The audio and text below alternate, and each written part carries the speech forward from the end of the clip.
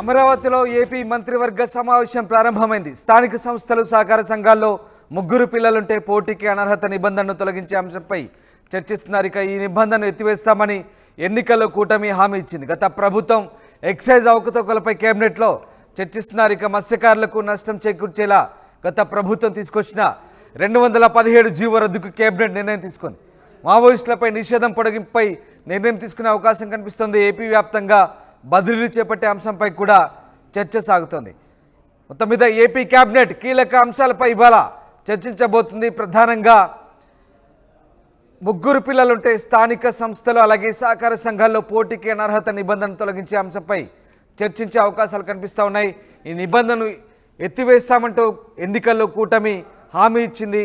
ఆ హామీని నెరవేర్చుకునే దిశగా ఇప్పుడు కేబినెట్లో నిర్ణయం తీసుకునే అవకాశాలు కనిపిస్తున్నాయి. దాంతోపాటు ఎక్సైజ్ అవకతవకలపై కూడా కేబినెట్లో కీలకంగా చర్చించే అవకాశం కనిపిస్తోంది. అలాగే గత ప్రభుత్వం తీసుకొచ్చిన 217 జీవో మత్స్యకారులకు నష్టం కలిగించే జీవోను కూడా రద్దు చేసే అవకాశాలు కనిపిస్తున్నాయి. ఇటు మావోయిస్టులపై నిషేధం పొడిగింపుపై కూడా ఓ నిర్ణయం తీసుకునే ఛాన్స్ కనిపిస్తోంది. మరోవైపు బదిలీల అంశానికి సంబంధించి కూడా చర్చించే అవకాశం కనిపిస్తోంది కేబినెట్లో. ఎస్ మా సీనియర్ కోలి కృష్ణమోహన్ జైన్ అవుతున్నారు. కృష్ణమోహన్, ఏపీ కేబినెట్ సమావేశ అజెండా ఏంటి? ముఖ్యంగా ఏ అంశాలపై కీలక నిర్ణయాలు తీసుకునే అవకాశం ఉంది? Yes sir, Ramdas already cabinet అయితే స్టార్ట్ అయింది. అయితే ఈసారి మాత్రం ప్రతి నెల 2 సార్లు క్యాబినెట్, అంటే 15 రోజులకి ఒకసారి క్యాబినెట్ కూర్చోవాలి అనేది చాలా కీలకంగా ఒక నిర్ణయం అయితే తీసుకుంటున్నారు. ముఖ్యమంత్రి కూడా అదే తెలియజేశారు. నెలలో 2 సార్లు, అంటే 15 రోజులకు ఒకసారి ఖచ్చితంగా క్యాబినెట్ కూర్చున్నప్పుడే కొన్ని అంశాల మీద సుదీర్ఘమైన చర్చ జరిగే అవకాశం ఉంటుంది. కాబట్టి ఖచ్చితంగా కూర్చోవాల్సిందే అని చెప్తున్నారు. రెండవది చాలా క్లియర్గా, ఇద్దరు పిల్లల కంటే ఎక్కువగా ఉంటే స్థానిక సంస్థ ఎన్నికల్లో అనర్హులు అనే నిబంధనల్ని తొలగించాలనేది క్యాబినెట్లో చర్చ అయితే జరుగుతోంది. జనాభా పెరుగుదల ఆవశ్యకతను గుర్తించి గత నిబంధనలను రద్దు చేయాలనేది క్యాబినెట్ ప్రధాన అజెండాగానే కనపడుతుంది. మరోవైపు మున్సిపల్ శాఖ, పంచాయతీ శాఖల్లో స్థానిక సంస్థల్లో పోటీ చేసే అభ్యర్థులు అంటే వాళ్ళకు కూడా కొంత వెసులుబాటు కల్పించే అవకాశం ఉంటుంది ఈ దిశగా. అందుకని ఇద్దరు పిల్లల కంటే ఎక్కువ ఉన్నప్పుడు కూడా వాళ్ళకు కూడా పోటీలో నిలబడడానికి, పోటీ చేయడానికి అర్హత ఉండే విధంగా ఒక ఆలోచన అయితే ప్రభుత్వం తీసుకుని దానికి ఆర్డినెన్స్ లాంటివి తీసుకుని వచ్చే ప్రయత్నం కూడా తీసుకుని వస్తున్నారు. మరోవైపు మద్యం నూతన విధానంలో ఎటువంటి అంశాల మీద తీసుకురావాలి, ఏ విధంగా పాలసీ ఉండేలా దాని మీద కూడా చర్చ జరిగే పరిస్థితి అయితే కనపడుతుంది.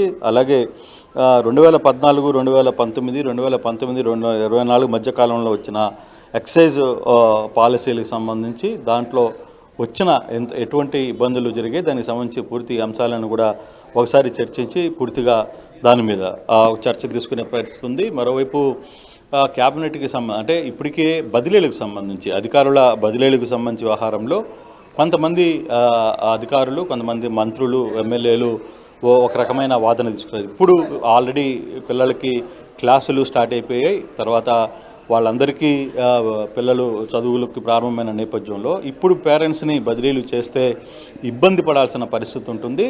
ప్రభుత్వానికి కొంత చెడ్డపేరు వచ్చే పరిస్థితి ఉంటుంది. కాబట్టి ఈ సంవత్సరం వరకు ఇలాగే కొనసాగిద్దాం, ఈ టర్మ్ అయిన తర్వాత, విద్యా సంవత్సరం అయిన తర్వాత ఫర్దర్గా ఏముంటుంది అనే చర్చ మీద ముందుకు వెళ్తామనే ఒక చర్చ కూడా జరుగుతున్నట్టుగా ఉంది. అయితే ఇక్కడ కేవలం ఈరోజు మాత్రం 6 అంశాలు 7 అంశాలకు మించి ఈ క్యాబినెట్లో పెద్దగా చర్చించేవి లేదు. ప్రధానంగా కీలకమైన అంశాలు మాత్రమే ఈరోజు చర్చలోకి వెళ్తున్నాయి. బదిలీల వ్యవహారం ఒకటి, ఎక్సైజ్ పాలసీలకు సంబంధించి ఒకటి, తర్వాత స్థానిక సంస్థ ఎన్నికల్లో ఏవైతే పోటీ చేయాలనుకుంటున్నారో వాళ్ళకి పరిమితిని పెంచడం, అంటే ఇద్దరు పిల్లల కంటే ఎక్కువ ఉన్న పిల్లలను కూడా పోటీకి అర్హులు అని చెప్పడం.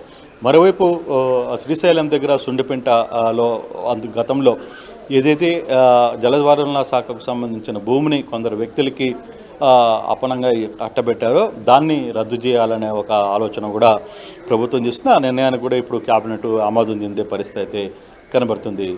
రామ్దాస్, అలాగే ఇంకా ఏవైనా అదనంగా కొత్త అంశాలు చేరే అవకాశం ఉందా టేబుల్ ఐటమ్గా? ఎందుకంటే క్యాబినెట్లో ముఖ్యంగా ప్రధానంగా సంక్షేమ కార్యక్రమాలకు సంబంధించి, కొన్ని పాలసీలకు సంబంధించి ఏదైనా డిస్కషన్ చేసే అవకాశాలు కనిపిస్తున్నాయా?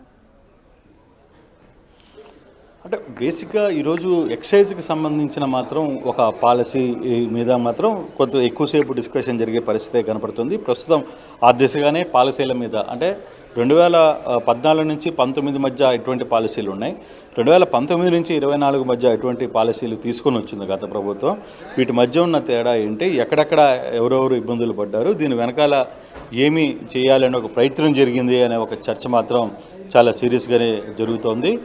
సో మనం కానీ చూసుకుంటే ఇప్పుడు వైఎస్ సునీత కూడా ఇప్పుడు ముఖ్యమంత్రి గారిని కలవడానికి వెళ్తున్న పరిస్థితి మనం చూస్తున్నాం. సునీత తన భర్త రాజశేఖర్ కూడా ఇక్కడి నుంచి సీఎంఓలోకి వెళ్తున్నారు. ఎందుకంటే ఇందాకనే వాళ్ళిద్దరూ అక్కడికి వెళ్ళిన పరిస్థితి అయితే ఉంది.